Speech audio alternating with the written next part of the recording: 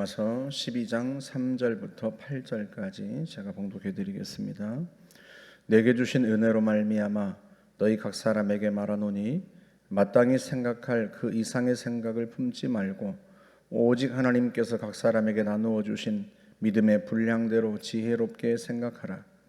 우리가 한 몸에 많은 지체를 가졌으나 모든 지체가 같은 기능을 가진 것이 아니니 이와 같이 우리 많은 사람이 그리스도 안에서 한 몸이 되어 서로 지체가 되었느니라. 우리에게 주신 은혜대로 받은 은사가 각각 다르니 혹 예언이면 믿음의 분수대로, 혹 섬기는 일이면 섬기는 일로, 혹 가르치는 자면 가르치는 일로, 혹 위로하는 자면 위로하는 일로, 구제하는 자는 성실함으로, 다스리는 자는 부지런함으로, 긍휼을 베푸는 자는 즐거움으로 할 것이니라. 아멘. 바울이 구원받은 자의 삶에 대하여서 12장부터 이야기하는데 제일 먼저 이야기한 게 예배였죠. 그 다음에 이어지는 게 교회입니다. 바울이 구원받은 자가 어떻게 살아야 하는가 하는 그 성도의 삶에 대해서 권면하면서 제일 먼저 예배에 대하여 권면했다는 것. 그러니까 구원받은 자가 가장 먼저 힘써야 할 것이 예배다. 바른 예배. 그것을 우리가 늘 생각하면서 살아야 돼요. 우리의 몸이 늘 예배하는 곳에 있어야 하고 단지 예배당에 와 있을 때만 예배가 아니라 우리의 삶 전체가 예배가 되게 해야 된다. 우리의 인생이 하나님 앞에 드려지는 예배가 되어야 한다 하고 말씀하죠. 그 다음 이어서 한 게 교회입니다. 교회인데 우리의 신앙생활에서 우리의 삶에서 예배 그 다음에 교회가 그만큼 중요하기 때문에 교회에 대하여서 이야기를 하는 건데 이게 단지 교회가 중요하다 이런 이야기를 하고 있는 게 아니라 우리가 그리스도의 몸인 교회의 각 지체인데 교회의 각 지체로서 마땅히 행동해야 할 양식이 있다 이런 뜻이에요. 그래서 3절에 보면 너희 각 사람에게 말하노니 마땅히 생각할 그 이상의 생각을 품지 말고, 이게 우리말로는 정확하게 무슨 의미인지가 잘 나타나지 않게 번역이 되어 있어요. 그런데 마땅히 생각할 그 이상의 생각을 품지 말라 할 때 무엇에 대해서 그 이상의 생각을 품지 말라 하는가 하면 자기 자신에 대해서예요. 너희 자신에 대해서 마땅히 생각할 그 이상의 생각을 갖지 마라. 그 이상의 생각을 품다라고 하는 그 휘페러스 프로네인이라고 하는 단어가 다른 의미가 아니라 높이 평가하다, 거만하다 이런 뜻이에요. 그러니까 너 자신에 대해서 높이 평가하지 말고 마땅히 생각할 그 이상의 생각을 품지 말고 높이 평가하지 말고 믿음의 분량대로 지혜롭게 생각하라. 지혜롭게라는 단어도 좀 적절한 번역은 아닙니다. 지혜롭게 이 단어가 본래는 똑바른 정신을 가지다, 건전한 마음을 가지다 이런 뜻이에요. 그러니까 이 3절의 말씀을 좀 쉽게 말하면 너 자신에 대해서 높이 평가하지 말고 너 자신에 대해서 과대평가하지 말고 똑바른 정신을 가지고 냉정하게 생각해라. 각 사람에게 나누어 주신 너희 각자에게 나누어 주신 믿음의 분량대로 냉정하게 생각해라. 누구에 대해서? 너희 자신에 대해서. 여러분 그 예나 지금이나 교회 안에서 어떤 일들이 이루어지는가 하면 자기 자신을 항상 높이 평가해가지고 사람들이 예수 믿기 이전에도 그렇죠. 자기 자신에 대해서 과대평가해서 나설 때 안 나설 때 다 나서는 분들이 있어요.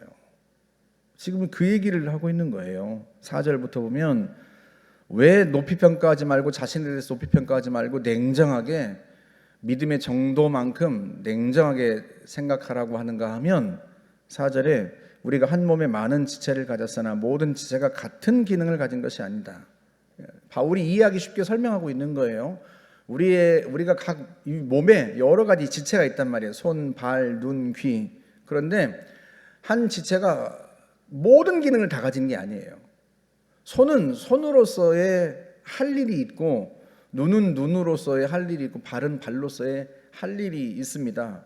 모든 지체가 다 같은 기능을 가진 게 아니에요. 손이 눈이 하는 것 같은 보는 기능을 가진 것도 아니고, 발이 손이 하는 것과 같은 그런 똑같은 일을 할 수 있는 게 아니란 말이죠. 5절에 이와 같이 그런 것처럼 우리 많은 사람이 그리스도 안에서 한 몸이 되어 서로 지체가 되었다. 우리 많은 성도가 예수 안에서 한 몸이 되어서 각 지체가 된 거예요.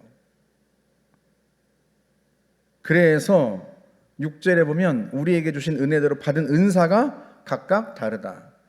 몸의 각 지체가 기능이 다른 것처럼 우리 각 사람이 받은 은사가 있는데 그 은사가 다 달라요.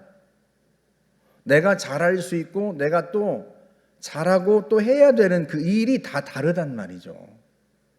그래서 예언이면 믿음의 분수대로 하고 말하는데 예언의 은사를 가진 사람이 있습니다. 이 예언이라고 하는 단어가 먼 미래를 본다 이런 의미가 아니라 하나님이 주신 말씀을 받아서 전하는 사람을 예언의 은사를 받은 사람, 예언자라고 말합니다. 그렇게 따지면 설교하는 사람, 또 새가족을 가르치는 사람, 교회학교 교사 이런 사람들이 다 예언의 은사를 가진 사람들이죠. 하나님이 주신 말씀을 전하는 거예요. 그 사람들도 역시 믿음의 분수대로 해야 돼요. 믿음의 분수대로. 분수대로 하는 이 말도 알맞게, 믿음에 맞게 해야 된다. 그러니까 이게 이 믿음이라고 하는 것은 지금까지 얘기한 구원받는 믿음에 대한 이야기가 아니에요. 구원받는 믿음이 그것도 분량이 있고 분수가 있는 것은 아니잖아요. 그러니까 우리가 예수를 섬기면서 믿음이 점점 자라가는데 그 자라가는 분량을 얘기하고 있는 겁니다. 다시 말하면 예언의 은사를 받은 사람들이 하나님의 말씀을 가르치고 하나님의 말씀을 전하는 사람들이라고 해서 다 똑같지 않아요. 쉽게 말하면 다 팔이라고 해서 다 같은 힘을 갖고 있는 게 아니에요. 청년의 팔이 다르고 어린이의 팔이 다른 것처럼 그 분량이 있습니다. 그러니 이렇게 말하면 거부감이 있을지 모르지만 바울 사도를 통해 주님이 하고 계신 말씀이니까 아이들을 가르치는 교사는 물론 그 믿음이 더 성장한 사람이 있고 성숙한 사람이 있고 그렇지 못한 사람이 있을 수 있죠. 교사라고 해서 다 믿음이 정도가 똑같은 것은 아닐 테니까 그 안에서도 누군가가 가르치는 걸 보면서 아이고 저렇게 가르치면 안 되는데 이렇게 가르쳐야 돼 하고 그렇게 말하지 말고 내가 예언의 은사를 받았다고 하더라도 내가 믿음의 정도껏 믿음의 분수에 맞게 가르쳐라 하는 거예요. 7절에도 섬기는 일이면 섬기는 일로, 가르치는 자면 가르치는 일로, 각자가 받은 은사가 다 다릅니다. 그러니까 섬기는 은사를 받은 사람은 섬기는 일로 부지런히 하면 돼요. 팔은 팔의 일을 열심히 하면 돼요. 물론 예언의 은사도 믿음의 분량대로 분수대로 하는 것처럼 섬기는 은사도 조금씩 다를 수 있죠.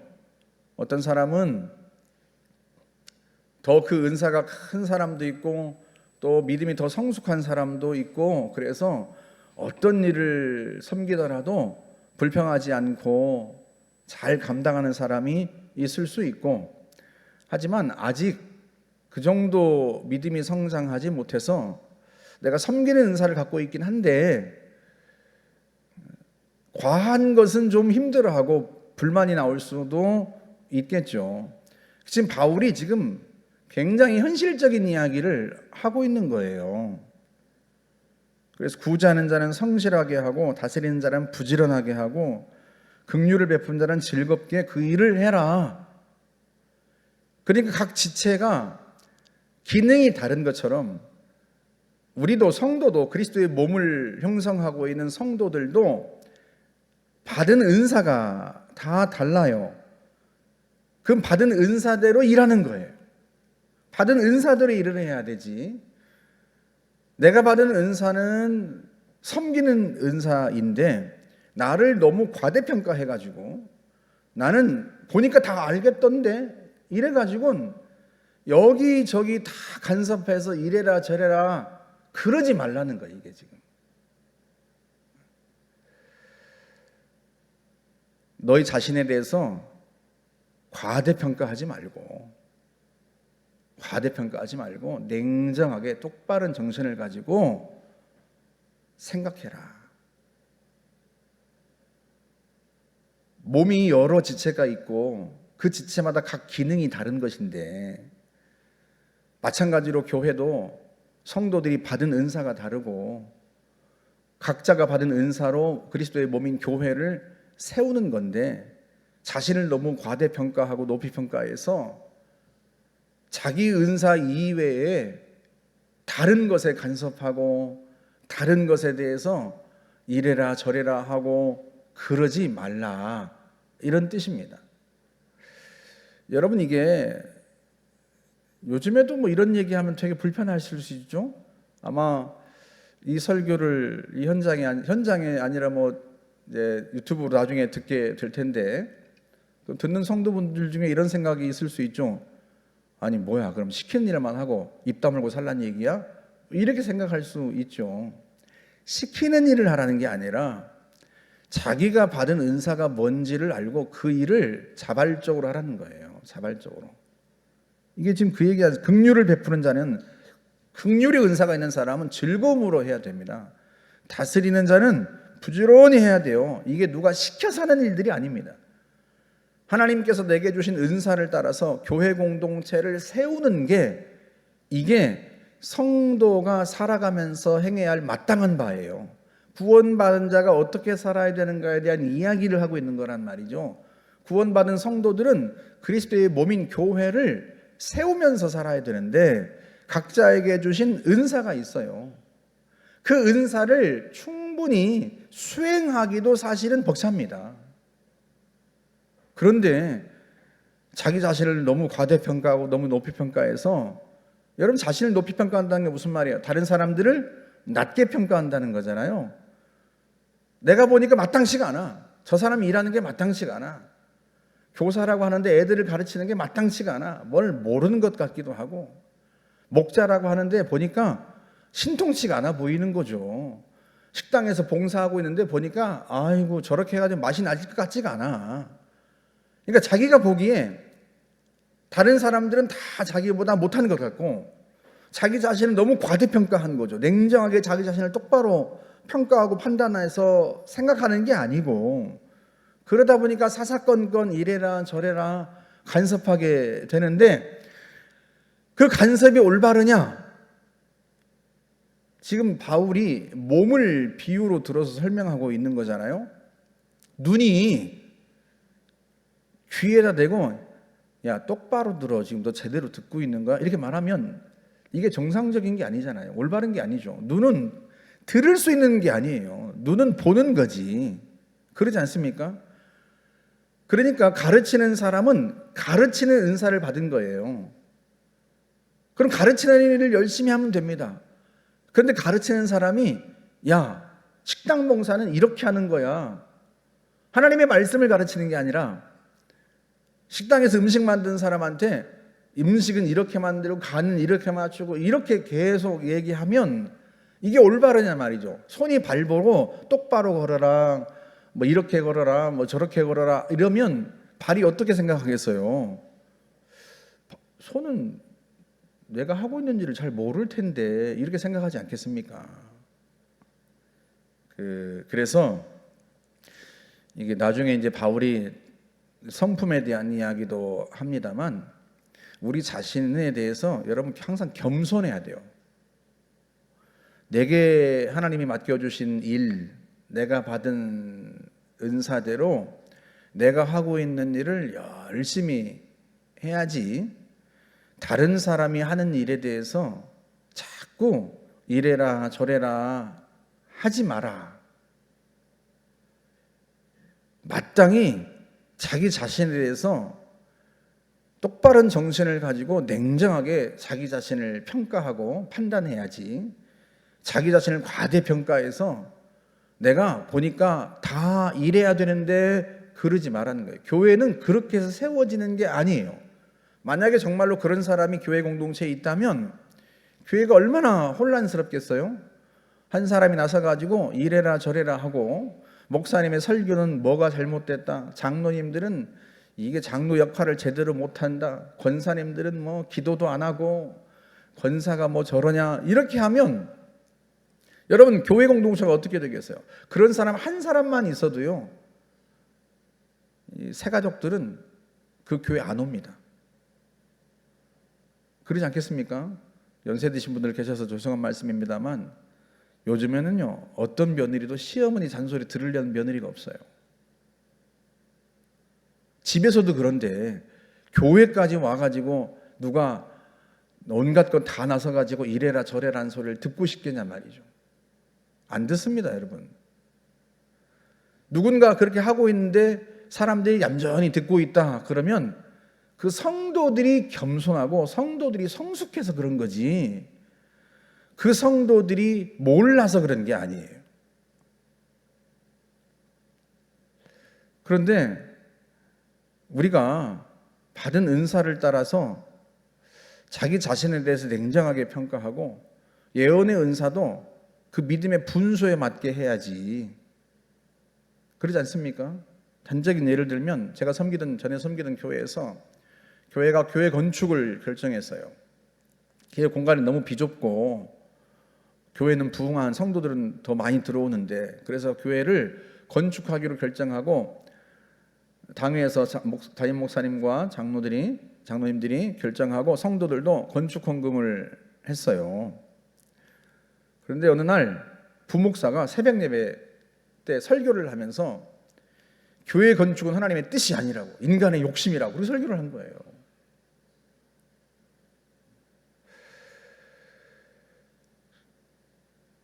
이게 지금 믿음의 분수에 맞게 지금 예언을 하는 것이냐 설교를 하는 것이냐 이 말이죠. 본인이 책임질 수도 없는 말을, 그러면 본인을 제외한 담임 목사님과 모든 장로들과 그리고 건축 헌금을 한 그 많은 성도들은 무지해서 하나님의 뜻을 몰라서 지금 그렇게 하고 있는 것이냐, 이런 거예요. 그런데 이런 행동이 성도들 사이에서도 똑같이 일어납니다.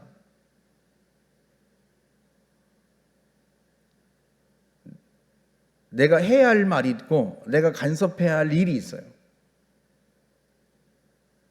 그런데 그렇지 않고 자신을 너무 과대평가해서 다 안다고 생각하고 이 사람 저 사람 하는 일, 하는 사역 다 간섭하고, 뭐 간섭한다고 해서 뭐 누가 허용하겠습니까?